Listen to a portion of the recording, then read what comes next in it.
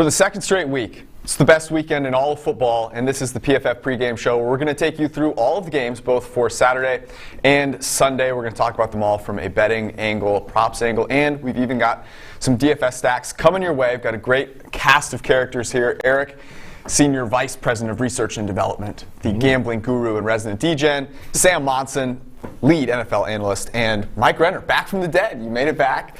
You've been buried in draft film for the past 2 months. Lead draft analyst, by the way. Go to PFF.com, get a PFF Edge subscription, and that way, when the draft guide comes out, you'll have it and you'll be ready to rock. Anyways, we're going to talk about every single game here. We're going to start, of course, with Rams and the Packers. The Rams somehow beat Russell Wilson and the terrible Seahawks last week, and now they go to Lambeau with Jared Goff still having the thumb injury, of course. The Rams are a 6.5-point underdog, total 45.5 to the Packers. Packers are fourth-ranked team in PFF ELO. The Rams all the way up to 7, but of course with Goff and that injury. So it's going to be 33 degrees, Sam. Jared Goff, California boy, didn't know where the sun rose, actually, for a large part of his life. What's your play on this game and why? Don't forget small hands. 9-inch hands for Jared Goff. Another concern. How do you measure the hand if the thumb is hurt? It's true. It's a good point. It's a very good point. Maybe it's better now. Sure, you're measuring the right thing. I think in Green Bay today, the heart is going to matter more than the size of the hands. I hate this play, but I think the Rams is the right play, and I hate the reason that it's the right play as well. It's because of their defense. And I know you two guys, whenever you're going to try and pin everything on a defense, are going to push back immediately, but it's probably the best defense in the NFL, and it has a proven track record against good quarterbacks. So they've given Russell Wilson 2 of his 3 worst games of the season. 3 games he didn't get better than, pretty good against the Rams defense. They're good at both ends. They can get pressure, they can cover on the back end, they disguise things as well, which causes the quarterback to hold onto the ball a little bit longer than he normally does. And for Rodgers, that's kind of a tendency of his anyway. And these are all things that suddenly the loss of David Bakhtiari might actually become an issue because they can actually cause it to be. So the problem is that then relies on Jared Goff getting something done on the other side of the ball, and that's what I'm not confident. Does that mean that you think Jalen Ramsey wins the Devontae Adams matchup, or is this kind of agnostic of that? Yeah, I think it's probably agnostic of that. I don't know if he wins it. It's a really intriguing matchup because I think Ramsey, when he goes one-on-one with elite receivers, likes to turn it into like a fist fight, right? But Devontae Adams is a different style of receiver. He's quick, he's fast, he wins with separation. He's not going to just let you beat him up the way Nuke Hopkins or even a DK Metcalf would. Eric, I'm going to ask you, do you have some respect for the defense? I do, yeah, for sure. And that's why I like under. I went with the first half in a different game, but I actually think, there's some evidence that Green Bay plays off too much when they're ahead. Like you look, they got backdoored by Detroit. They've had difficulty near the end of games getting stops. So while I like the under in this game precisely because of the Rams defense, even that first half at like 23, 22 and a half, I do think that this game plays under there. And, to the point about the Rams, plus the 6.5, like there's a bunch of Green Bay Packers fans that are going to bet this game in the next hour and a half to get this thing up to 7. And if you're going to chop off at 6.5, I think you're losing a little bit of value here. So for me, I do buy into it. I think Ramsey's a terrific player. I think Staley does a great job with scheme, but I don't know if that's enough to overcome Jared Goff's bad thumb. So this game ends like 30-3. Like you're getting under here, and you're sort of right about the Rams defense because a few of those touchdowns are going to be off the thumb of Goff. Speaking of Packers fans, they're going to bet this game, have bet this game, will continue to bet this game. You're not reverse jinxing yourself, though. You're taking the Rams minus 6.5. Why? I think the Rams defense here is the key. I think they can at least slow down the Packers offense. And a lot is made of those cover 2, cover 4, the split field safety stuff that they do. And they don't just run that. They run a lot of cover 3 as well. But philosophically, what they do is they keep their safeties deep. When they are even running cover 3, it's not a 4 under 3 deep. They can have 5 guys running deep in the way they run their cover 3 defense. It is specifically designed to limit big plays, and that's kind of where the Packers offense thrives. I think if you're looking for how the Packers attack it this week, Aaron Rodgers said this week that the difference between this year and last year was getting to his check down, getting to his running backs quicker, getting to those underneath guys, not taking sacks. That's what you're going to have to see, because this Rams defense, where they're most vulnerable, is yards after the catch, underneath, attacking those linebackers. I think you see kind of a game plan similar to what we saw when they played the Falcons earlier in the year, when they didn't have Devontae Adams, and so they didn't even go to the wide receivers. They featured Jamal Williams, they featured Aaron Jones, and they featured Robert Tonyan in the pass game. But you don't expect them to go away from Devontae Adams. I mean, Devontae Adams, the single best player in basically any metric you look at against single coverage this year, absolutely torched opposing cornerbacks, and as Sam said, did that with separation. So you're not saying they take him out of the game plan. No. They're just ready to go to the B option. Yeah, and if you look at this Rams defense, they actually they played man coverage, pure man coverage, at the lowest rate of any defense in the NFL. Their zone often turns into man coverage, but if you're moving Devontae Adams around, they didn't track Jalen Ramsey did not track a lot of top receivers this year because of that, because you don't want a guy moving around and then having to play a bunch of odd different responsibilities in zone coverage. Well, and those guys have thrived for the Rams, right? Like, Darius Williams, one of the top 10 corners this year in terms of our grades, in terms of WAR. Troy Hill had a big play last week.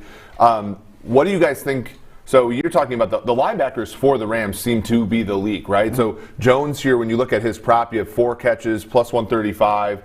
I know that unders are generally sharp, especially this time of year, but to me, that seems like a prop where you're getting a plus price, and it very much plays into the matchup vis-a-vis this game. We don't think that Adams is going to get shut down, but if we take this thing from 10 catches, 170 yards, and 3 touchdowns to 5 catches for 80 yards and a touchdown, like, where does that backfilling come in? And to your point about Rodgers saying it goes underneath to Jones, I do buy into that. What about Big Bob Tonyan? That's a good one too, but I also think, the safeties for the Rams have been pretty good this year. Jordan Fuller was one of the better draft picks. They've done really well at that position. Do you think that they take the tight end here? Maybe. Tonyan's total receiving yards prop is 33.5. By the way, you can go to PFF.com and check out the PFF props tool, where you can see, depending on the price that you get at your book, whether we see value or no value potentially. Sam, I want to ask you this. Aaron Rodgers, highest graded quarterback in the entire league this year, has been amazing. But the one game where he stunk was against the Tampa Bay Buccaneers. A very good defense. A decent defense, as we ended up finding out, right? They're probably not as good schematically as the Rams. They don't have anyone as good as Aaron Donald. They don't have anyone as good as Jalen Ramsey. What does he have to do different here to be the MVP against the Rams defense? That was such a weird game because they didn't throw anything at him that he isn't used to, that he's not accustomed to seeing. They started to blitz him, and for whatever reason on that day, he just couldn't deal with it. And I think he got in this battle of words with Ndamukong Suh. The two of them were going back and forth all game, and it's almost like the entire thing just got in his head, and he sunk deeper and deeper the more he tried to fight against that. Are you calling him mentally weak? No, I'm just saying that something happened in that game that just went south, and you almost have to throw it out as that's not what Rodgers is, and I don't think it's going to happen again. I think if the Rams get to him, it's going to be in a different way. It's going to be because what they do schematically is very, very difficult. And Mike mentioned one team that did a good job against it with yards after the catch. Another one is the 49ers, who, the Rams come in there with this great secondary that you can't pass against. So the 49ers just went, okay, we don't throw down there anyway, so we're fine with that. I hate repeating this because I've heard it 45 times this week, but LaFleur and McVay coached together in Washington. LaFleur obviously coached for McVay in Los Angeles. So that scheme is one that they're used to running. It's somewhat similar, obviously, to what Shanahan does. It's also why the under is the best betting play in this entire game, because if LaFleur gets up 27-3 in this game, he's not going to run up the score because it's his buddy on the other side of the field. Seriously? Yeah. No. Are you kidding me? What an incredible take here. Buddy football in the playoffs, huh? Eric will drop purely analytics takes all week long, and then once a bet comes out, he goes just off the cuff. No, because again, look, I love you. You're one of my best friends. Thank you. But if we are coaching on the other side, or we're playing basketball at the YMCA, we've already been. I am beating you as badly as I possibly can. It does not matter. I can't imagine. But there's a combination of a lot, of not wanting to reveal to the next team, the next set of teams, your plays and all that kind of stuff. Yeah. Basically what Andy Reid's been doing the last 15 weeks of the year. And then there's also the whole let's just run out the clock here. The Rams are they're literally shorthanded, as in Jared Goff's hands are smaller than the average person's hands, and his thumb might break off. Yeah. So at some point, they're just probably I think that's why the under here, to me, I kind of like Green Bay against the spread, even though our numbers are against it, but I like the under more because I think so many game states flush you into 17-3 in the third quarter, Green Bay. Yeah. I was thinking about what I would bet on this game, and when we talked about it Sunday night, it was 6.5, 7, and we really liked the Packers. Yeah. If you look at PFF.com, we slightly shade the Rams, but we have Jared Goff in there, and Jared Goff has not been great this season, but he's had a functioning thumb this season, right? He doesn't have one in this game, and I think for you to beat the best offense in the NFL, you're going to have to play decent offense. And I think that could be one of the reasons where the under is a sharp play, because if Goff can't function, are you going to bring Blake Bortles in there? Yeah. So the Packers may be in a place where they just have no fear of the Rams ever scoring any points. Yeah, and I think that's probably, the reason why the numbers like the Rams in a lot of different systems and why it opened at 7 and now it's 6.5 because bettors have pounded the Rams a little bit is the fact that Green Bay has how many wins over teams with winning record this year? New Orleans, Tennessee. They have one of the weakest strength of victories in the entire league. Yeah, New Orleans was the other great defense they played out of the NFC South. I think a better defense than Tampa's, and they did really well there indoors. So to me, without Devontae also. Yeah, and to me, it's that's where I think some people are saying, okay, Green Bay's got, much like last year's postseason, Green Bay's got to prove it to us. I just think in this particular matchup, it's just the Rams shouldn't probably have even made it out of last week, let alone, coming out of Lambeau with a victory. Well, the Seahawks are looking to remedy that. They're potentially bringing Anthony Lynn in as offensive coordinator, and that will certainly help them next year when they're faced in that same situation. I want to ask you, Mike, the under that Eric has talked about for many different reasons. One reason that you might like it is Aaron Donald being actually the best Aaron maybe in this game. But, just agnostic of value, right? Aaron Donald is absolutely amazing. Does that worry you at all, or are you confident in both Aaron Rodgers' quick passing and the interior of the line? Yeah, that worries me. I think they relied on their interior. Their interior did not lose this season, and now you have Dave Bakhtiari out, which kicks, Billy Turner out to left tackle. So your interior is going to be a little weaker, but they're still strong in it. So there will be interior pressure. That does worry me a bit, but I do still like the under because of that. And the matchup to me that really just decides this game is Jared Goff. Not even just with the thumb. You could throw that out the window. Jared Goff playing in cold weather. Even at his best, he did not seem like the type of quarterback that would succeed in cold weather. I know it's not that cold, but if you didn't grow up in the Midwest, if you grew up out in Cali like Jared, it's a different animal having to play like that. It gets cold. It is difficult if you've never done it. Playing football. No one won a playoff game in Green Bay from 1940 until 2002. There's an actual thing to this. I can attest. Yeah. I grew up in California. When I moved east, the first winter, I was like, what the F is going on? What is this? How do people live here? Why do people live here? And now I live in the Midwest. It's probably the best home field advantage that remains in the NFL right now. In a season where we've seen home field advantage basically not matter, this may be, outside of Tampa playing in the Super Bowl at home, the one home field advantage that we do have. I want to go over some props here that I like because I could not possibly kick off the show on the best weekend in all of football that we so desperately deserve without a quarterback rushing prop. Aaron Rodgers. We're talking about how old Drew Brees is, how old Tom Brady is. And the reason we're not talking about how old Aaron Rodgers is because this man is playing like he's 25. His total rushing yards prop is 9.5. He goes over that easily. I'm sure Aaron Donald will chase him out of the pocket one time, and he'll get you 10-plus rushing yards. I also like Malcolm Brown over 5.5 receiving yards. Why? Because all anyone can talk about is Cam Akers, which means Sean McVay is going to play Malcolm Brown when he's down by 25 in the third quarter, and he's going to catch some passes. And because I listened to Davante Adams on the Chris Collinsworth podcast with Richard Sherman last week, and I heard what I thought was maybe the smartest wide receiver I've ever listened to, I'm taking Davante Adams over 6.5 receptions. Jalen Ramsey be damned. Jalen Ramsey is amazing, but they'll move Davante Adams around. He's also the highest graded wide receiver in the slot this season. I expect him to catch some passes in the slot. By the way, you can use the DraftKings Sportsbook app, use promo code PFF, and you can get 100-to-1 odds on any game this weekend. So you bet $1, you pick the Chiefs, they're 10-point favorites, you win, you get $100, and that sets you up for next weekend really nicely, so go check that out. Alrighty, we'll move right along to the game of the weekend, I think. This is the Sunday Night Football on Saturday night game. Al and Chris will be there. The Bills are a 2.5-point favorite at home against the Ravens. Both these teams are absolutely on fire. They have not lost a game since early December, and that was the Ravens losing barely with no players to the Steelers. So these teams have not tasted defeat in quite some time. Total of 49.5. Going to be cold. Probably won't be snowing. 33 degrees, 15-mile-an-hour winds.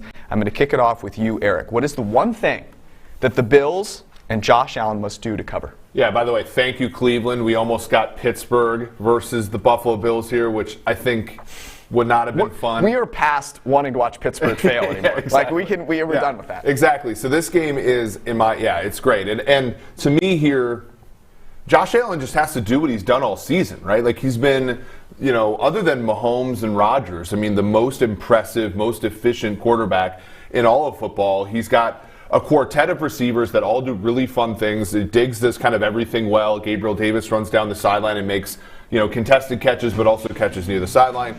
Beasley gets an all-pro vote for what he did in the middle of the field, in the slot. Do we want to dive into that? and obviously John Brown, who I think is still nursing an injury, but he was back last week. Obviously the deep threat there. The offensive line, I think, does a good enough job, which will be a big deal in this game with the way Baltimore likes to deploy pressure. To me, it's just that Allen just needs to continue to be who he's been, which is trust that offense, get the ball out of his hands, trust his receivers to win in 2.5 seconds or less, and, avoid what almost happened at the very end of the Indianapolis game, which is that back-breaking turnover-worthy play. So, Mike, I want to come to you next. You are taking Baltimore plus the 2.5, and I want to know what your reasoning there is. Is it more about Allen versus the Ravens defense or Jackson versus the Bills defense? This is the game of all the games that I really have no handle on. I picked this game because I'm not going to be a punk bitch. I'm not going to be a punk bitch, but that I don't really have a great take on. But it's the Lamar Jackson factor that gave me the edge to Baltimore in this one, and the fact that I think Baltimore's secondary has the pieces to match up. Not a lot of teams have the pieces to match up with all three of those wide receivers. Baltimore does. One of the few teams in the NFL that does. But Lamar Jackson factor, go back to last week against the Titans. They had him in the pocket a good majority of that game. He scrambled once past the line of scrimmage, 48 yards, touchdown. If you don't keep him in the pocket every single time, if you're not on your game, blink of an eye, he's going to be in the end zone. And I think that's, to me, is the guy I'll take in this matchup. What do you make of last season's game when they went there to Buffalo? Buffalo's defense, I think, was more of a reason they won the games last year at 10-6, but I mean, they had Lamar, 11 carries, 40 yards. We had that play where he juked Milano in the hole, but Milano still has not recovered. Right. They did a far better job last year of the Ravens still carried the ball 33 times, right? It was still a game where they leaned into the run. Jackson probably a more efficient passer last year at this time. Yeah. I think Buffalo's a really sharp team, and to me, they'll probably have a way of sort of solving this mini-max problem of enticing the Ravens to run, but being somewhat of a speed bump, and then getting Lamar into long yardage situations. And do we trust Lamar Jackson in long yardage situations as much as last week? That was the only reason Indianapolis stayed in the game, was Phillip Rivers was sort of out of his mind in the second half on 3rd and long. It's also the first half decent defense that Baltimore's played in a long time. Yeah. That very long time. Yeah, that run of wins has coincided with a bunch of teams that cannot come close to stopping their run. So they were one of those teams heading into the postseason. We were like, did they actually get it together, or are they a product of the teams they faced recently? And we weren't going to find that out last week because Tennessee is equally as bad. This is the first test. So Baltimore have looked like 2019 Baltimore for a few weeks now, but this is the first test to see if they've actually gotten back there. Buffalo has a great offense, but their defense has not been great. particularly against the run. I think they're 26th or 27th in EPA allowed. Expected 31st in our grades. But do you think that that's by design? A lot of that is by design. They have one of the lowest rates in terms of like stacking bodies in the box. They typically like you. So to run do they the ball. do that again today? I think, yeah, like Eric said, I think they're happy with Baltimore running the ball as long as they're not running it for 9 yards a clip. That's when it becomes a problem. Okay, but the comeback to that would be, okay, the average team, you can do that to because when they run the ball, they run for 5 yards in a cloud of dust. Lamar Jackson runs the ball, and you just look at their rushing numbers, particularly on counters and read options over this winning streak, they're averaging about 8 yards per rush attempt. Right, but that's against those defenses. Does that still hold true against a defense that isn't abysmal? And this defense is not abysmal here. And are we doing some revisionist history on what last week meant? I mean, the Ravens scored 20 points. Right. The Titans defense. The difference between that game and the last one was Baltimore's defense. It didn't get run over by Derrick Henry and A.J. Brown. The offense did about the same. Yeah, and that was with, Hollywood Brown, converting on all of his targets, getting over 100 yards, some nice plays by Mark Andrews, and then, as Mike said, an explosive play by Lamar Jackson. You take some of those. that's the thing. How many points do the Ravens have to score in this football game to win, or to even cover the 2.5? Well, let's just say win. More than 20. They're going to have to score probably 30, 35 points. And Mike, to your point, Lamar Jackson is special, but I look back at that game against the Titans, which to me was that first test of actually playing a very good team. Mm-hmm. If Mike Vrabel doesn't turn into, God only knows what you want to call it, but punting on 4th and 1 on his own side with Derrick Henry there, potentially the worst decision in the past 10 years in football history. The Titans have a legit shot to win that game, and maybe do. To me, that was a Titans lose the game, not the Ravens win the game, whereas I feel like the Bills continue to keep the gas pedal down and win games. The Titans were almost in a better situation if they would have got behind 10-0, right? Because they got ahead 10-0. They kind of, they thought it was over. Yeah, they felt themselves a little bit, and then they ran the football, and then they finally wake up to it, and the Ravens had figured out how to defend them. In this one, that's the fun part about this game, is when it's 1st and 10 and Buffalo or Baltimore have the football, none of us have to worry about, there's going to be a 1st and 10 run. It's 2nd and 10. Oh, look, Buffalo's going to hand it. No, Buffalo's not going to do that stuff. And I think the Ravens, they do it differently, obviously, because of where their strengths are concentrated. But neither of these teams are going to do the dumb thing. The only reason the Titans got the ball back was because the Ravens, who went for it on 4th down, up 4, got that completion, had a kind of a bad penalty on them, I think, and had to settle for 3 to get it out to 7. But both of these teams are going to use all 4 downs. Both of these teams are going to make the run-pass balance as effective as they need to be for them. Look, punting on 4th down is using 4th down. Okay, let's be clear. Sam, I want to ask you this. You have misusing. Using. You have signed an apology letter about Josh Allen, and I don't want to talk about that. But I want to talk about Josh Allen versus this defense, because last year versus this defense, Josh Allen looked lost. Right. This year there's a renewed confidence. He's annihilating the blitz. He was lights out outside the pocket against the Colts last week.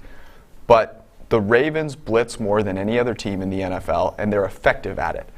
What gives you the most confidence that he can do what he's done all season against this team?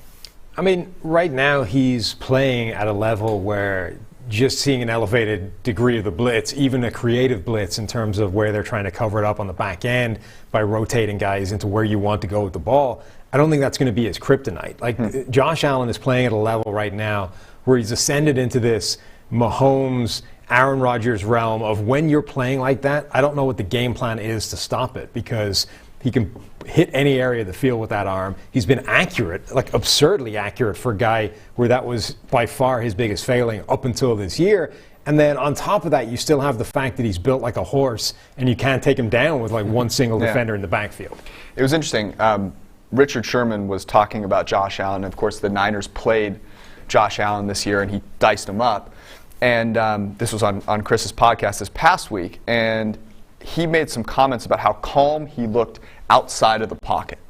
And I was like, who does that remind you of? I thought he was going to say Patrick Mahomes. He said Aaron Rodgers. Yeah. And I thought that was actually really surprising to me. I want to start with you, Mike. Is that the guy? Is he becoming that kind of a guy? that can create outside the pocket? Because Aaron Rodgers is absurd outside the pocket, obviously. Yeah, that is, to me, his biggest weapon year on year is just the fact that when he is outside the pocket, he can still put the ball anywhere, any level of the field. And that is Aaron Rodgers-esque, where it's like 40 yards down the field. You can't just let a guy go and be like, okay, he's not going to hit that guy. No, he's going to hit that guy if that guy's open because he has that kind of arm and the accuracy is there this year. To me, I picked, obviously, the Ravens in this one, but there is a reason that gives me pause. It's that Josh Allen was the most blitzed quarterback in the NFL this year. 40% of his dropbacks The most. Teams were thought that this was the Josh Allen we saw last year, and he proved them wrong. 81.8 passer grade against that, and he was great at checking two screens when he saw those overload blitzes, getting the balls in the hands of his playmakers quickly, identifying those blitzes. I think that would give me pause betting the Ravens on this one, even though I'm still going the Ravens. Yeah, you talk about that Niners game. How out to lunch was the betting market? The Bills opened that game 2.5-point favorites in Arizona against San Fran. Market closed with Niners favored in that game, and now we're talking about whether or not this 2.5 that Buffalo's laying against the Ravens is too many. Yep. No, it's incredible how improved he has been. I mean, he's proved everyone. The perception of him as well, I mean, as far as, like, what would we... I mean, if they don't get the Hail Mary against Arizona, they're fighting basically for the 1 seed in Week 17 with Kansas City. I mean, it's unreal. I do want to ask one thing about a non-quarterback in this, and that's Stephon Diggs. Because, if you were looking at these two quarterbacks and you go, okay, which one would I rather have? I'm going to go with Josh Allen. However, I realize that Stephon Diggs is a guy that is as good at getting open as anyone in the NFL, and that really matters. He has 912 yards versus single coverage. That's the most of any receiver in the NFL, and I think that's the key that Josh Allen has had. Lamar Jackson does not have that. And so Stephon Diggs here is going to be very crucial, but Marlon Humphrey has been really good as well. I guess I'll ask you this, Sam. Is Stephon Diggs, is he able to beat Marlon Humphrey enough times to give Allen opportunities to get the ball out deep down the field? I think so. And Diggs, one of the reasons he's so good is that he can do it at all levels of the defense in all ways. He's one of these guys that is as comfortable running a go route down the field as he is catching a bubble screen and making some people miss in short areas. There's no weakness. There's no area where you can kind of switch off a bit and think, okay, I've got him here. Like, he can beat you in any given way. And Humphrey's been really good for Baltimore, and in particular, doing a lot of things that I think kind of screws a cornerback's numbers, right? Moving into the slot, doing a bunch of things that make his stats look worse than they should be if he was just playing as a perimeter boundary corner and, playing Jalen Ramsey, for example. But he does what they need him to because they keep getting injuries there. I think he's a really good player. I just don't think you can stop a guy like Stephon Diggs playing the way he is right now. Yeah, Humphrey, the second most targeted corner in all of football this year behind Malcolm Butler, which was surprised me, but I think it's one of those things where the really smart defenses, like New England back in the day, they sort of like enlarge the field that their best players have to cover, and then that way you don't get the Nnamdi Asomugha dynamics where he's just not getting targeted. You're shortening the field for guys like Peters and for Smith and those guys, and Humphrey takes the brunt of that. But if you make the other team play left-handed, throwing against your best corner, it might work. You had to pick one of these two quarterbacks to build a team around. Who are you taking? God, Josh Allen. Eric? Yeah, Josh Allen. I mean, there's Josh Allen. Yeah. I'll take Josh Allen and Stephon Diggs and Brian Dable, and I'll build a team around that. Thank you.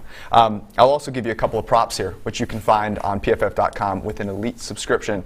The pandemic has been hard on everyone. I have personally been helped through it with the props tool. So if you haven't used it yet, there's still a few weeks for you to get something out of it. Eric, you and I talked about this last night. Miles Boykin, 8.5 receiving yards. It went up a little bit since the yes, it was 7.5. We're sharp. All it takes is one, and he's one of those guys I feel like will get one of the 16 completions that Lamar Jackson has today, and it will go for over 8.5 yards. I also like J.K. Dobbins. Mark Ingram, the key to the running back success last year. Turns out not so much. J.K. Dobbins has taken over there and has been fantastic. 6.5 receiving yards. The Bills are going to load up on the run. I think he gets one screen. And then Cole Beasley, your all-pro guy over here, he's in the slot. He runs shorter routes, 45.5 receiving yards, take the under. They may be crucial catches, but they won't be long down the football field. All right. Ton time is running out. You only have a few more weeks to play DFS, and so we're going to run you through the stacks that our main man Ben Brown writes about each week. These are game stacks that he likes for you to play in tournaments, and my man won $60K just a few weeks ago. So I'm going to listen to him. You should too. Hang out for about 90 seconds. We'll be back to tell you what those are.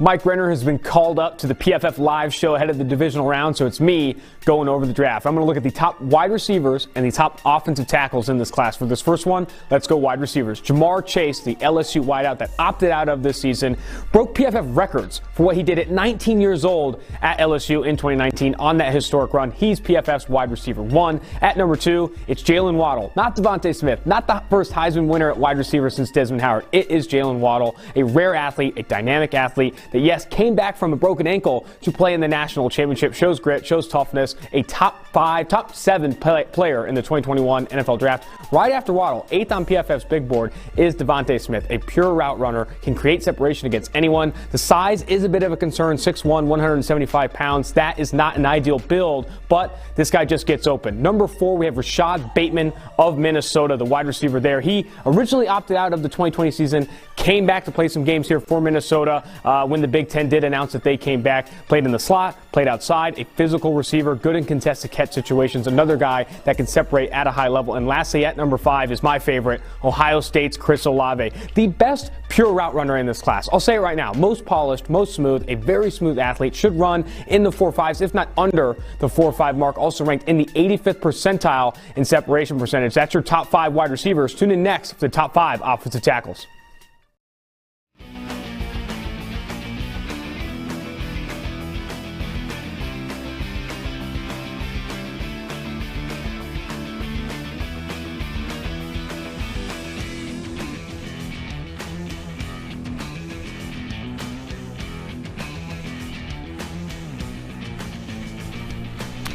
Welcome back. The PFF Live pregame show rolls on. We're about an hour away from the kickoff of the greatest weekend in sports all year, and we're going to talk about the stacks that you should play in your DFS tournaments to help you hopefully win a ton of money to propel you through the rest of the year, like a stimulus check on steroids, so to speak. Ben Brown writes a great article on PFF.com. Every week he goes through the stacks that might have players that are highly owned, but when comprised together in a game stack can be low ownership. So you go to PFF.com, you can read through the whole article. We're going to highlight 3 of them here, and we're going to start with the late game tonight on Saturday, which is Lamar Jackson, Mark Andrews, paired with Stephon Diggs and Devin Singletary. Eric, what do you like most about this? Well, the rushing upside that Lamar obviously has. We talked about in the last segment, obviously, that we think Buffalo will do a decent job. But if you're wrong, and let's say you have Buffalo minus 2.5, you can sort of hedge that with Lamar here, who is, in my estimation, as far as, boom or bust, is one of the best candidates in the entire DFS slate here. Andrews is often his receiver of choice in the red zone, so that's a good stack there. Diggs, kind of have to have him, I think, because, I don't see a situation where he's ever completely shut down, and if he blows up, you're not winning anything. And then Singletary, Zach Moss, banged up, right? Might not even play. I think he's playing. Yeah, so he's going to be that, the sort of lead back there. He's been good out of the backfield. He's been good at breaking tackles. And when you look at the linebacking core for the Ravens, probably one of the more overrated units in all of football. Yeah, especially in coverage. The second stack that we have is featuring the early game tomorrow, Browns and Chiefs. Baker Mayfield, Cheesecake Factory maker, Jarvis Landry, Rashard Higgins, Austin Hooper, and Travis Kelce, your boy, Eric T. Yeah, the one really good tight end left in the entire game. You almost have to have him in there. Obviously, Hooper, when you look at the Chiefs, and where the Hooper shade, wow. Where they're weakest, right? No Willie Gay this week. He's going to be out. So they're going Damian Wilson, Ben Neiman, and Anthony Hitchens. That middle of the field is something where I think some people are going to exploit it. Now, will the Chiefs be as silly as Pittsburgh and try to cover Landry with a linebacker? No, that's L'Jarius Sneed, but he's a rookie. And while he's had a great season, obviously, it's sort of different in January. So, if, again, the total on this game is 57. If this game goes as planned, you're going to need players from this game to blow up. People are probably going to gravitate more towards the Mahomes side of the aisle, more the Chiefs side of the aisle. Go ahead and get yourself some Browns here. Yeah, the Browns have played tremendously well. Baker Mayfield has been a top 7 graded quarterback since Odell Beckham Jr. went down. He's playing lights out. Last one here, the late game on Sunday night, Tom versus time. Brady, Godwin, Antonio Brown, 4th highest graded wide receiver since the Bucs bye, and Michael Thomas back from injury. Brady has like 60, 65, 70% of all the passing yards in the playoffs thrown by men over 40. He's against Father Time here. And obviously Godwin, people might gravitate away from him because of the 5-6 drops last week, but we know drops are noise. He'll probably continue to do well here, especially when you look at the Saints defense, there's not a lot of holes, but maybe the inside of the field where he and Brown will navigate is one of the places. DeMario Davis giving up probably 120 passer rating into his coverage this year. So those are the places I'd look. I wouldn't look on the outside to Evans in this game if I'm taking Tampa Bay players. And obviously Thomas again. If this game goes as planned, Thomas is going to be something of a free space in fantasy football that you're going to want to have if he gets 10 catches for 100 yards and a touchdown, like he is wont to do. Yeah, you mentioned Evans. Evans against Lattimore has been a Lattimore knockout punch. Yeah. 4 targets, no receptions for Mike Evans. The Saints are a very resilient defense. They have sort of like 2 sets of starting caliber players, both on the D-line and in the secondary. So, you have to be a little bit worried about them in certain spots if you're betting against them. Yeah. Don't bet against Tom Brady, though. I wouldn't do that. Those are all the stacks that we've got. But, as I said, you can go to PFF.com, and there are probably 4 or 5 different articles there that you can check out, which can help you get the right one to win your tournament this week. We're going to take a quick break. When we come back, we're going to get the Sunday games, Chiefs and Browns, which means we're going to find out how much faith Eric has in his Chiefs. I can't wait, quite personally. If he fades the Chiefs, we will not let him leave the set without a beating. About 90 seconds. We'll be right back. Hang with us. All right, on to the top offensive tackles. The number 1 offensive tackle in this class might be the best offensive tackle prospect we've seen in the last 5-10 years. Penei Sewell of Oregon played in the Pac-12 in 2019, broke PFF records for positive run block percentage, was also an elite pass protector. He's done things similar to Jamar Chase at 19 years old we really haven't seen at the offensive tackle position. At number 2, it's Rashawn Slater of Northwestern. He too, like Sewell, opted out of the 2020 season, but in 2019 ranked inside the top 3 in pressure percentage allowed on true pass sets. An athletic, smooth-moving offensive tackle with some of the best feet in the class. At number 3, the big monster out of Virginia Tech, Christian Darrisaw, is an absolute monster at left tackle, a road grader in the run game, a bully by all senses of the word, with really, really good size for the position. At number 4, we have Tevin Jenkins of Oklahoma State. This is another monster. This dude's huge. Comps well to Eric Flowers in some ways. He's a guy that wasn't heavily recruited coming out, goes to Oklahoma State, and is put on a clinic there at tackle for Oklahoma State. A guy that should go, maybe even sneak into the back end of the first round, if not the top of round 2. And lastly, the former highly regarded recruit for Texas, Sam Cosmi. Has some strength issues, probably needs to beef up a bit, do better against those bull rushes, but you're not going to find many better athletes than Sam Cosmi. Also, one of the best pass protectors in 2020 and 2019. One of my favorite offensive tackle prospects in this class. A raw athlete that can get better in the NFL. His best football is ahead of him.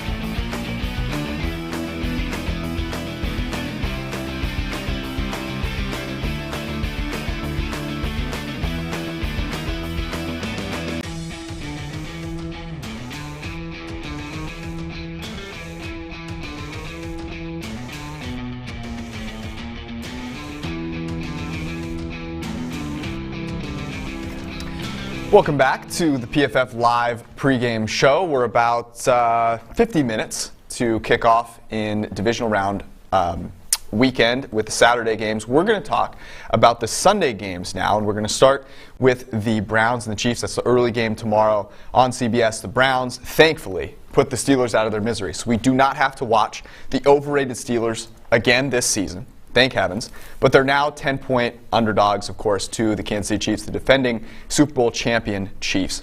Total of 57, a lot of points expected here. The Chiefs are number 1 power ranked team. The Browns number 10. That's about a 9-point difference according to those ratings. 39 degrees, small chance of rain, probably not going to be more than a drizzle. 13-mile-an-hour winds. So the Browns come in. They've got 3 linemen on their offensive line that have earned the top PFF grade at their position. Only line that has that. So is that the thing, or is there something else that gives you, Mike Renner, the confidence to take Baker Mayfield and the Browns plus 10? Yeah, it is the fact that everyone and their mother will tell you how to beat Patrick Mahomes is keep the ball out of his hands. Now, that's not a great strategy if you're not built that way, but the Browns are built that way. They are built to play a ball-controlled game, and they have been doing that excellently of late over the second half of the season. Baker Mayfield protecting the ball, and this is the single best rushing offense in the NFL that doesn't feature like a quarterback as a rushing threat. Under center rushing offense. When Nick Chubb is healthy, for my money, the best running back in the NFL. So you mentioned their offensive line, the best offensive line in the NFL in terms of run blocking, and then Nick Chubb behind that, going up against guys like he mentioned over the break there in the stack, Damian Wilson, Anthony Hitchens. That is a mismatch for the Browns. So they are uniquely built to keep the ball out of Patrick Mahomes' hands as much as possible. And when you do have a lower scoring game, when you have fewer possessions, it adds randomness to the final score, and that's what you're going to need when you are a dog that's that big. Yeah, but do you think that? So I agree with you that Cleveland's built that way. Yeah. I don't actually think that Cleveland plays that way though, because so you don't think they come out running the ball? No, in the first 15 plays of games this season, they've thrown 57% of the time, which is above most of the teams in the league. Like they come out and throw on early downs. I think why we think they're very smart, because they use their run game in the way that I think a lot of us would, which is to get ahead and then just completely bury teams with it. I don't think that they're a run-first team, even though they're very good at running the football. They have positive EPA on the scripted plays in the run game, but so does Kansas City. Both of the, when I look at this game, and again, why I like Chiefs in the first half here is I think that the Browns are going to probably try to do what all these other teams do, which is play back, right? The Buffalo Bills did it against them on that makeshift Monday night game. Play back, invite them to run the football, and make the Chiefs go the length of the field without making a mistake. That's how the Chiefs play defense. And when I look at Baker Mayfield versus Patrick Mahomes, the first person to make a mistake in that group of people is Baker Mayfield, right? And the Chiefs have, while they're not a great defense, they're a solid defense, which you can't say about Cleveland. Yeah, it feels like everybody has a lot of priors coming into this game, and it feels like they're all working in the same direction, right? At some point, we expect the Chiefs to go back to being the Chiefs and actually cover one of these giant spreads. They have not covered a spread in like 9 games. Exactly. So, and yet everyone sort of is anticipating that happening, right? Once we hit the playoffs, Kansas City comes back, these are the Super Bowl champions. And at the same time, everybody is kind of expecting at some point the wheels to fall off this Cleveland Browns thing and then to go back to being the Browns. Both of those obviously push in the same direction, but if one or neither of them happens, this is probably a much closer game. You mentioned that in our ELO rankings, Kansas City is number 1, Cleveland is number 10. But in terms of offense, the Browns are actually higher. They have a better offense through the season than the Kansas City Chiefs do.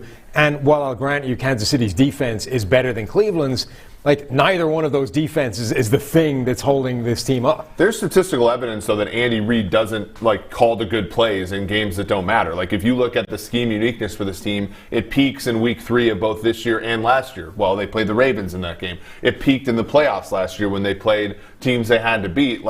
I agree that 10 points is a lot, right? And there's a ton of they were covering against the Dolphins, got backdoored by a field goal. They were covering by the Saints, got backdoored by a touchdown. Covering Tampa Bay, got that. The 0-7-1 against the spread thing. Yeah, sure. They didn't cover any of those games, but it wasn't there were very rarely games where they weren't in control the whole time. And I wonder, I go back to last year, they were 10-point favorites in this spot against Deshaun Watson, a bad defense, which is similar to what Cleveland has now. More weapons for Houston, better coach for Cleveland. But I think of these games similarly, and people are giving Cleveland way more of a shot in this one against the spread and on money line than they ever gave Houston last year.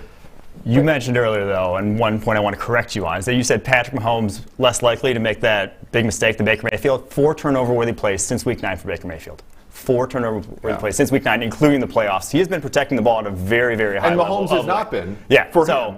So he has been coming into this game executing that sort of game plan of protect the ball. Do you think though in a game, because I agree with you, when Stefanski and everybody has the thing rolling, and when they're running play action, where they're getting him out of the pocket, and they're giving him really good reads, I agree. That's why we all like Mayfield to be the number 1 pick in the 2018 draft. He's great and he's accurate. But in but like throw away circumstances. Make this thing circumstance neutral. I'm still taking Mahomes to avoid the mistakes the most. He's the best scrambler in football, right? Like Rodgers is probably better than him on the run, but he's still one of the better quarterbacks on the run. Whereas like I think with Mayfield, like some of those cushy environments that he's gotten over the past bunch of weeks, like I just don't think that they're going to be available to him in this game, with the Chiefs having 3 weeks off and all that kind of stuff to go up against them with. You mentioned the Chiefs playing defense kind of that way, which is to lay back and entice you to beat them underneath. Yeah. But doesn't that play in perfectly to the Browns, because they don't really have an outside threat? But Jarvis Landry is absolutely torching people in the middle and the short intermediate areas of the field. Well, I just think it's more of like a not giving up big plays, after the catch and stuff, like tackling, right? Like we looked at the when they played the Ravens in the Monday night game, they gave up completions. They missed like 2 tackles that entire game. Mm-hmm. Like I think that they're keeping the thing in front of them means that they are avoiding the big plays that can really put them at odds with winning the football game. And another sneaky one, like I know we were at this draft show like 3 years ago when they drafted Derek Nottie. Derek Nottie's a top 20 defensive tackle in the league in terms of WAR. Like they do the thing that we wrote about a couple weeks ago, which is play too high. Trust your interior players to hold up against the run, and they do that actually fairly well. And you think they'll be able to do that in this game? Look, they're not going to give up 3.3 yards per carry, but they're going to, if they give up 4.5 to 5 yards a carry, I think that's the recipe for them to win on defense. I mean, Nick Chubb, to your point, averaging 4.1 yards after contact, which would be a great mark for a lot of running backs overall. Leonard Fournette would just die for that number, right? Would kill for Todd that. Gurley at this point in his career would love to have that number total. But it's interesting when you combine that with Baker Mayfield playing really well, and since week 9 has a 91 PFF grade, which is tied for 5th in the NFL. That's actually higher than Patrick Mahomes. Obviously, no one here is going to argue that Patrick Mahomes is not the better quarterback, but the point is that I think we are viewing Baker Mayfield maybe as a guy who we still don't have a lot of faith in, but he is, for a long streak of games, has really performed well. Yeah, this is a game about how much priors weigh in, because Mayfield is trending completely in one direction, and Mahomes is sort of staying at least, or maybe trending in the wrong direction. But the issue is we have this huge body of information on both players. One body of information plus this season makes us conclude that Mayfield's a pretty good quarterback. The other body of information tells us that Mahomes is the best quarterback in football, and so. The question is how much is that worth on the points? But I think. Let me ask you this, Sam. So the quarterbacks, let's say both of them are playing well. Which team has a defensive player and maybe a mismatch on that side of the ball that could help them get 1 or 2 of those kind of freak plays that could turn the game? Yeah, I mean, if you're looking at individual players on defense, I think both teams have got some stars, but that's probably not how it's going to work. The Browns obviously have Myles Garrett. Getting Denzel Ward back is huge, because not necessarily because he's a superstar and he can go one-on-one with Tyreek Hill, but because the drop-off between Denzel Ward and the next guy that would have to be playing if he wasn't is catastrophic, and you don't want that guy going up against Tyreek Hill at any point. And then obviously the Chiefs have got Chris Jones in particular up front, who's been an absolute wrecking machine for the past couple of years. One of Mike's best calls, I think, in his draft tenure was pointing to how good he was. But the thing is, Olivier Vernon being out is humongous for the Browns. It is big, but also Mitchell Schwartz, is not playing. Like Myles Garrett, a guy that they've moved around a decent amount. Yeah. If he's healthy, can they put him in a position to attack the weakness of that line? If this game is close or in that 10 to 14 point range, it'll give the Browns a chance to do what every team has done. Worse teams than the Browns have backdoored the Chiefs.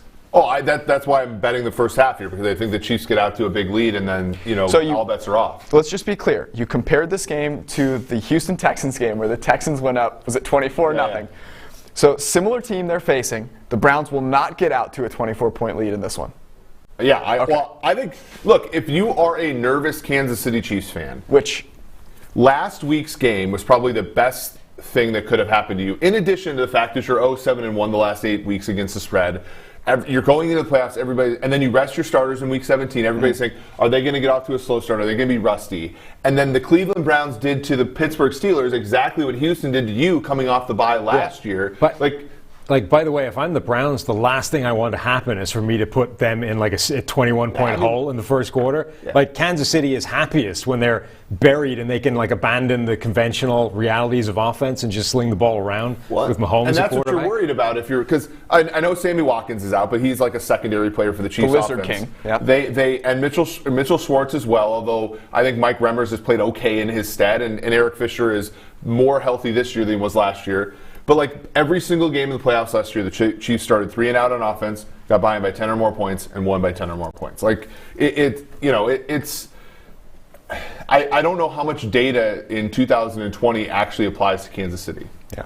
Does Denzel Ward coming back, Mike? Does he give them a decent chance, a somewhat of a chance against Tyreek Hill? I mean, this guy has 47 catches on throws 20-plus yards downfield over the past 3 seasons, the most by a mile.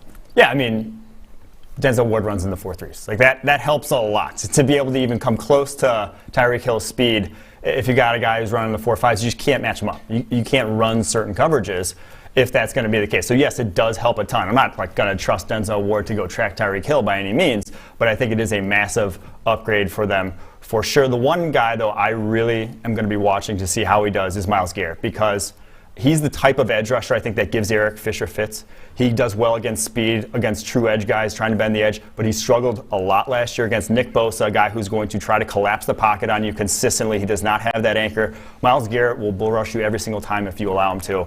That's the one matchup. Now, they lined him up over the right tackle last week, left tackle down the stretch during the regular season, so I'm not sure which side he'll line up on, but I think either side is going to be one where they're going to have to account for him, because Patrick Mahomes and that stuff he does falling out of the back of the pocket, that's not going to fly if Myles Garrett's there. Yeah, but at the same time, when you look at, Mahomes was blitzed 145 times this year. He was sacked 4 times on all those blitzes, 9.3 yards per attempt, 16 touchdowns, 1 pick.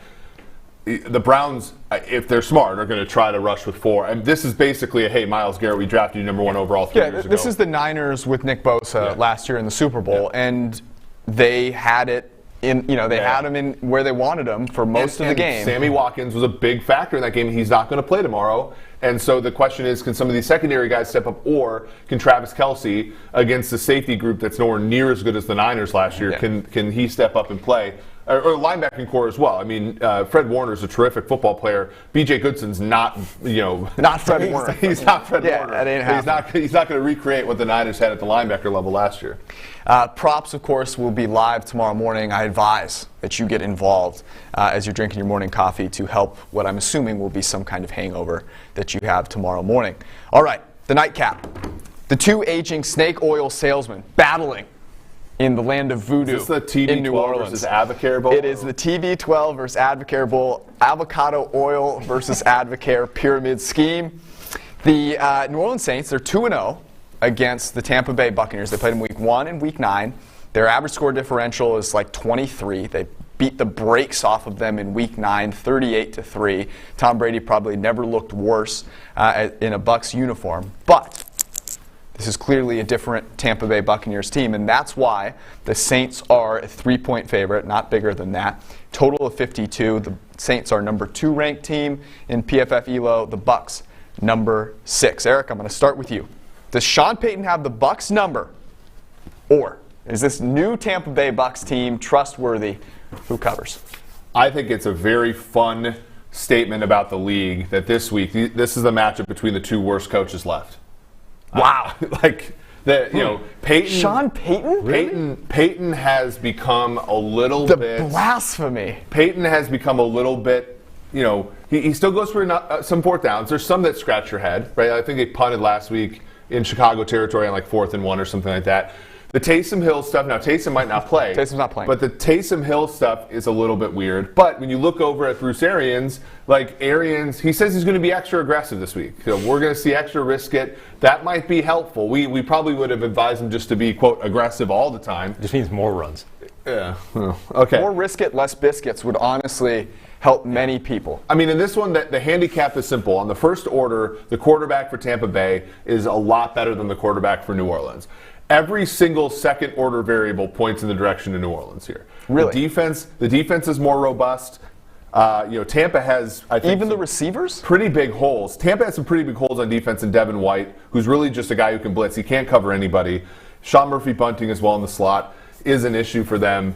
New Orleans doesn't really have that many weaknesses on defense. And when you look at the wide receiver core, I think Michael Thomas is the best wide receiver in this game. But and the way they used Deontay Harris last week is a huge boost to that group.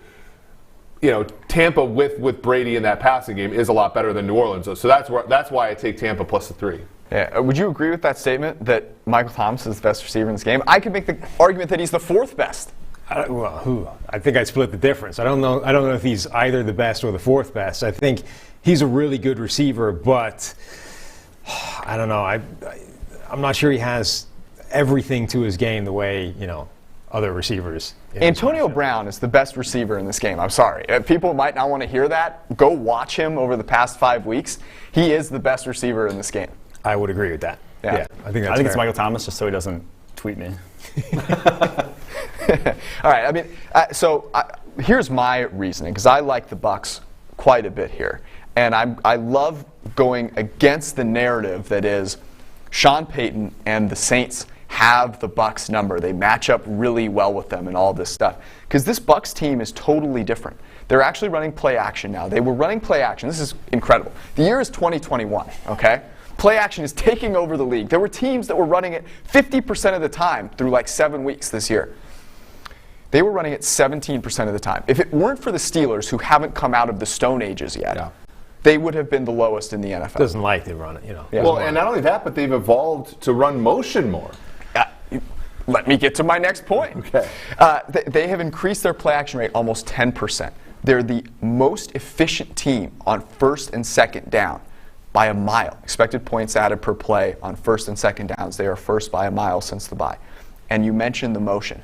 And I think that is the key. Can they take Antonio Brown, Chris Godwin, get the matchup they want?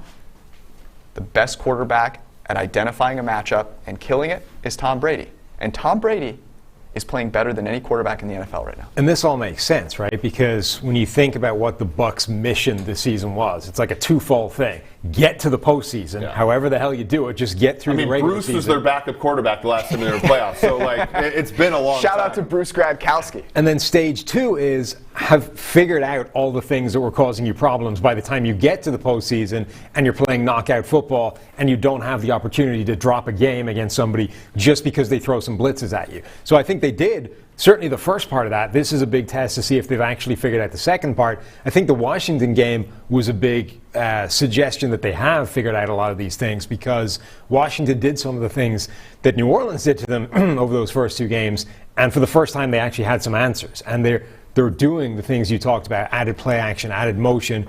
The offense has demonstrated an evolution over the course of the season, which makes sense given everybody in it was essentially new to the scheme and they had no preseason to install anything. I wrote about it right after that Kansas City Chiefs game, right before their bye, and I said they were more efficient than the Chiefs in that game, passing on first down, running on first down.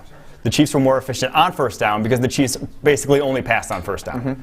And that's what we've seen from them, a complete change in terms of how often they are passing on first down, how much they're using play action. Ever since then, they've realized that, like you said, they're coming out of the Stone Age. People laughed at Romo in that game for saying that this could be a Super Bowl rematch. At the end of the game, the Bucs kind of got skunked in that game, came back, made it respectable, and at the end, he told Nancy, he's like, this could be the Super Bowl matchup. But I sort of scoffed at it. I'm like, the Bucs kind of, but Romo's a predictor extraordinaire. Yeah. Never doubt Romo. If you look at the bottom of the screen there, all of us taking Tampa Bay plus the points, which is terrifying. So I'll ask you, Mike, what gives you the most pause if you're a Tampa Bay Bucs backer?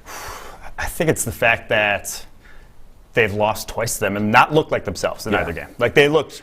And why is that? What is New Orleans doing that makes them look not like themselves? I think they have a good secondary that has man corners that can stick with those wide receivers. It's not like Chris Godwin, Mike Evans, very talented wide receivers. They are not natural separators. They win a lot at the catch point, and I think they have Janoris Jenkins and Marshawn Lattimore can stick with those guys. So I think that's part of the reason why. And the other reason is Saints are a very good defense. That is a very talented defense all around. They can win in a number of different ways. They can win with the defensive line. They can win with the secondary. So I do think that those two things obviously going to give a lot of teams trouble.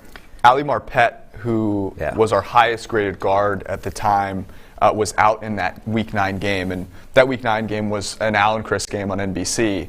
And Chris came back from that game and was like, I can't believe I'm saying this, but like Ali Marpet changed that team. And I think part of that is Bruce Arians. It's on Bruce Arians because Bruce Arians wanted to pound the football on every first down with fat Leonard Fournette, and it wasn't working because it couldn't block anybody. Right. And that hurts you even more when you're unwilling to pass. Well, not just that, but they couldn't pass protect either, right? Joe Hay had a pass protection grade of like 20 in that game, gave up as much pressure in that one game as Ali Marpet had given up until week 9 in the same position. They didn't have an answer, so New Orleans were able to get pressure. They were able to get pressure with their front four. They were able to get it on the blitz. And at that point in the Bucs season, they hadn't figured out the hot routes and the way to get rid of the ball when Tom Brady is under pressure. I think now they've actually figured out the answers to those things. Plus, they're not likely to have the same volume of pressure. Well, and the Saints just have a bunch of dudes up front, right? Like Cameron Jordan's probably a Hall of Fame caliber player. David Onyemata's terrific. Hendrickson's back after a week off. And then they just come at you with other guys who are in the backup realm as well. But then you have Demario Davis, who's leading all off-ball linebackers this year in pressures. Like they come at the quarterback, I think, unlike basically anybody in the NFL. Yeah, Tom Brady is the only quarterback who ranks top 5 in average depth of target. He's the first. He's actually throwing the ball further downfield on average than Drew Lock. And Drew Lock, of course, and Drew Lock's thrown a few in the stands. Yeah, so, I mean, we've seen what that's done a really good accomplishment. So he's top of the rank there, but also has a top 5 quickest time to throw, 2.4 seconds. So I think it's just absolutely remarkable. Like you see these guys, like a bottom 3 turnover-worthy play rate. Yeah. Like the number of quarterbacks in that first year Bruce Arians system, they all have 40 turnover-worthy plays. Jameis, Carson Palmer, Andrew Luck. Brady had 12 in the regular season. It's just a different world. Can you imagine going back to like Tom Brady last year? Can you imagine him playing this well in Tampa Bay? Yeah, because I think when you looked at the tape last year, you came back to the fact that that's the worst receiving core in the NFL and nobody can get open. And that made everything else look bad. It made Brady look bad. It made the offensive line look bad. It made Brady look worse under pressure. Because it made Cam Newton look like a 1987 quarterback with his statistics this year. Like in 15 starts, he didn't even have like 3,000 yards and like 10 touchdowns. Like, I mean, the proof was there, right? Brady's usually really good under pressure, but last year, even when he held the ball to the point where pressure came, like there was still nowhere to go with the ball, so he looked even worse under pressure. So when you traced it all back, you ended up with the receiving core. You look at Tampa Bay, and you're like, well, the one thing that's different here is that receiving core is great, getting even better when Antonio Brown gets added to the mix. It should be better. By the way, keep an eye, Lions fans, on Jared Cook today. The Detroit Lions have made it official. Tight ends coach for the New Orleans Saints, Dan Campbell, will be next coach of the Detroit Lions. Can I pause for a second? The lack of a better word, the toughness that Jared Cook does or doesn't display on the football field makes me wonder a little bit for the Detroit Lions. I'm just going to throw that out there. We'll find out.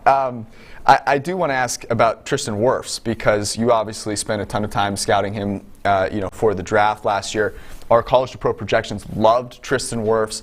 He's played almost 700 snaps, has allowed 1 sack. This may be his toughest test. Is he up for it?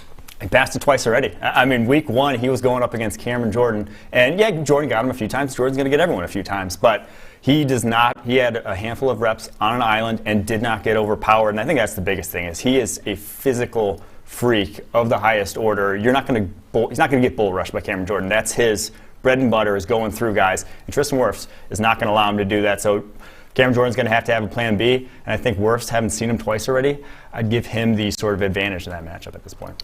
Also, some news coming through that Cooper Kupp is not playing in this game, so no thumb, no Cooper Kupp for Jared Goff. If that's still 6.5, I'm going to try and close the show down here so I can go bet it personally.